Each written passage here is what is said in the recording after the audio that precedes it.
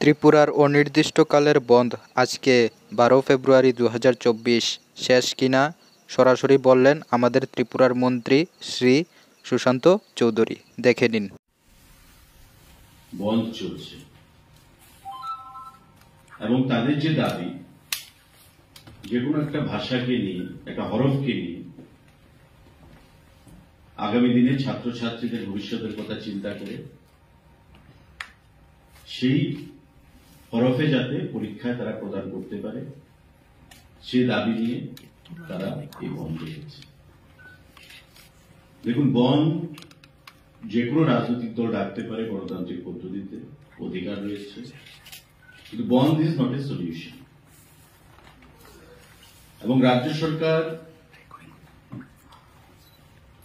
রাজ্যের ক্যাবিনেটের মুখপাত্র হিসেবে আমাকে যেটা বলা হয়েছে সেটাই আপনি আপনাদের মাধ্যমে আহ্বান জানাবেন। তাদের যেটা দাবি যে রোমান হরফে তারা পরীক্ষা প্রদান করবে, এই রোমান হরফ বিগত দিনেও ত্রিপুরা রাজ্যে টিবিএসসিতে বিশেষ করে বোর্ড পরীক্ষায় আমরা দেখতে পেয়েছি 2% নিচে ছাত্রছাত্রীরা সেখানে পরীক্ষায় বসেছে। তাই স্ট্যাটাস কো যেভাবে চলছে, আমাদের যেটা সিদ্ধান্ত সেভাবেই চলবে। সিবিএসসির কথা আমরা জানি না, কারণ সিবিএসসি এবার থেকে নতুন করে সে পরীক্ষা হচ্ছে। আমরা দেখতে পারবো, জানতে পারবো সিবিএসসির পরীক্ষা যখন হবে সংখ্যাটা কি দাঁড়ায়।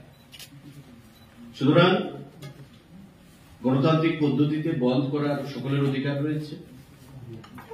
আমরা আহ্বান জানাবো সরকারের পক্ষ থেকে যে বন্ধকে উইথড্র করুন, প্রত্যাহার করুন, কারণ ইতিমধ্যে সকাল থেকে ট্রেন বন্ধ রয়েছে বিভিন্ন জায়গায়।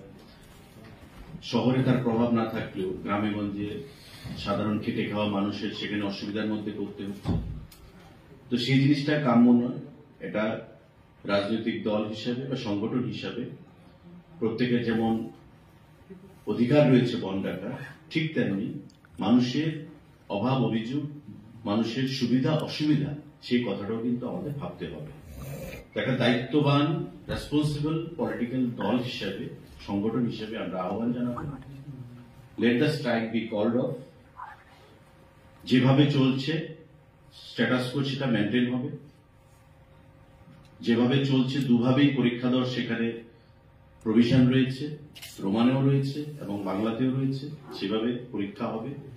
এবং বিধানসভায় বিগত অধিবেশনে বা তার আগের বাজেট সেশনে এই ইস্যুটা নিয়ে মাননীয় মুখ্যমন্ত্রীর দৃষ্টি আকর্ষণ করা হয়েছিল এবং বিভিন্ন অ্যাঙ্গেল থেকে মাননীয় মুখ্যমন্ত্রীর কাছে এই বিষয়টা নিয়ে তার দৃষ্টি আকর্ষণ করা হয়। এবং মাননীয় মুখ্যমন্ত্রীও রাজ্যের ছাত্র ছাত্রীদের ভবিষ্যৎ নিয়ে অত্যন্ত সিরিয়াস,